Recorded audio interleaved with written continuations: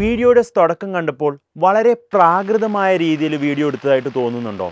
It is not an editing error. അത് purposefully ഇട്ടതാണ്. Just to make you realise the impact of images, colours and story telling. അത് കണ്ടന്റിനെ വളരെയധികം engaging ആക്കും. Modern studies കാണിക്കുന്നത് if the content is very colourful, has got images and if it is story based, നമ്മുടെ brain it loves it. അത് പെട്ടെന്ന് grasp ചെയ്യാനും recollect ചെയ്യാനും സഹായിക്കുന്നു. ഉദാഹരണത്തിന് ഇവിടെ കാണിച്ചിരിക്കുന്ന ഇമേജിൽ ഏത് ഇമേജാണ് നമ്മുടെ ബ്രെയിൻ പെട്ടെന്ന് രജിസ്റ്റർ ചെയ്യുന്നത്? ഒരു സംശയവും വേണ്ട, ദ കളർഫുൾ വൺ, റൈറ്റ്? ഇനി ഈ കാണുന്ന ടെക്സ്റ്റ് പഠിക്കാനാണോ നമുക്ക് എൻഗേജിങ് ആയിട്ട് തോന്നുക, അല്ലെങ്കിൽ അപ്പുറത്ത് കാണുന്ന ടെക്സ്റ്റ് വിത്ത് ഇമേജസ് ആണോ? ഓബ്വിയസ്ലി ടെക്സ്റ്റ് വിത്ത് ഇമേജസ്. ഇനി ഞാനൊരു ചോദ്യം കൂടിയും ചോദിച്ചോട്ടെ. കഴിഞ്ഞ മാസം പഠിച്ച കണ്ടന്റ് നമുക്ക് ഓർക്കാൻ പറ്റുന്നില്ല, പക്ഷെ ചെറുപ്പത്തിൽ കേട്ട ആ മുത്തശ്ശി കഥകൾ നമുക്ക് വളരെയധികം ഓർത്തിരിക്കാൻ പറ്റുന്നു. എന്തുകൊണ്ടാണ്? ബിക്കോസ് അവർ ബ്രെയിൻ ലവ്സ് സ്റ്റോറീസ്. അങ്ങനെയാണെങ്കിൽ എന്തുകൊണ്ട് ഈ കോൺസെപ്റ്റ്സ് നമ്മുടെ പഠനത്തിൽ യൂസ് ചെയ്തുള്ള? അപ്പം നിങ്ങൾക്കൊരു ഡൗട്ട് ഉണ്ടാവും, സാറേ ഞങ്ങൾക്ക് എവിടെയാ സമയം കളർ ചെയ്യാനും പിക്ചേഴ്സ് ഇടാനും സ്റ്റോറി ഉണ്ടാക്കാനും? Don't worry, we have covered it for you. ചില പേപ്പേഴ്സ് വളരെയധികം കോൺസെപ്ച്വലി ചാലഞ്ചിങ് ആണ്. ഇത്തരം പേപ്പേഴ്സ് ഹാൻഡിൽ ചെയ്യാൻ വേണ്ടിയിട്ട് Xylem is continuing the revolution and bringing in mind maps.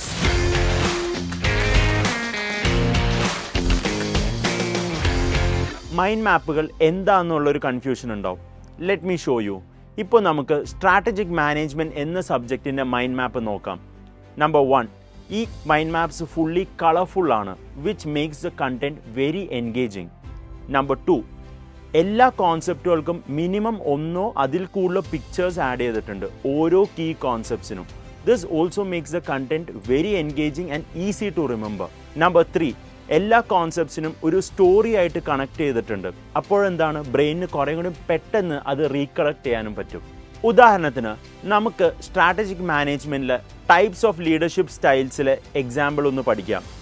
നിങ്ങളെല്ലാവരും ബാഹുബലി സിനിമ കണ്ടിട്ടുണ്ടാവും. ബാഹുബലിനെയും നിങ്ങൾക്ക് മൈൻഡിൽ നന്നായിട്ട് രജിസ്റ്റേർഡ് ആണ്. ബൽവാൽ ദേവനെയും നിങ്ങൾക്ക് എല്ലാവർക്കും അറിയാവുന്നതാണ്. ഈ 2 പേരെ വെച്ചിട്ട് നമുക്ക് ട്രാൻസ്ഫോർമേഷണലും ട്രാൻസാക്ഷണൽ ലീഡർഷിപ്പ് സ്റ്റൈൽസ് പഠിക്കാം. ബാഹുബലി എങ്ങനെയുള്ള ഒരാളാണ്? ജനങ്ങളുടെ ഇടയിൽ ഇറങ്ങിച്ചെന്ന് ജനങ്ങളുടെ പ്രശ്നം മനസ്സിലാക്കി ജനങ്ങളിലൂടെ തന്നെ സൊല്യൂഷൻസ് കണ്ടുപിടിക്കുന്ന ഒരു ലീഡറായിരുന്നു. He is clearly an example for transformational leadership. പക്ഷെ നേരെ അങ്ങേ അപ്പുറത്തോ വളരെയധികം അതോറിറ്റി യൂസ് ചെയ്ത് അവൻ്റെ പവർ എക്സസൈസ് ചെയ്ത് പണിഷ്മെൻറ്റും റിവാർഡും കറക്റ്റായിട്ട് കൊടുത്ത് കാര്യങ്ങൾ ഒരു അതോറിറ്റേറിയൻ രീതിയിൽ ചെയ്തെടുക്കുന്ന ആളാണ് ബൽവാൽ ദേവൻ. ഈ 2 ലീഡർഷിപ്പ് സ്റ്റൈൽസും ഇമ്പോർട്ടൻ്റ് ആണ്. പക്ഷേ 2 ലീഡർഷിപ്പ് സ്റ്റൈൽസിൻ്റെ വേ ഓഫ് അപ്രോച്ച് വളരെ വ്യത്യസ്തമാണ്. ഈ കോൺസെപ്റ്റ് ഒരു സ്റ്റോറിയിൽ കൂടെ പറഞ്ഞതുകൊണ്ട് നിങ്ങൾ ഇനി എന്തായാലും ഇത് മറക്കില്ല. പ്ലസ് നിങ്ങൾ നമ്മുടെ ചാർട്ട്സ് നോക്കുകയാണെങ്കിൽ you also have the images, അതും വളരെ കളർഫുൾ ഇമേജസും. ഇങ്ങനെ പഠിച്ചാൽ don't you really think the contents are very engaging and learning is easy? മാർക്കറ്റിൽ മോസ്റ്റ് സോർട്ട് ആഫ്റ്റഡ് ആയിട്ടുള്ള കൊമേഴ്സ് പ്രൊഫഷണൽ കോഴ്സസ് ഒരു റെവല്യൂഷണറി രീതിയിൽ പഠിക്കണമെന്നുണ്ടെങ്കിൽ come join us in Xylem to be a commerce pro.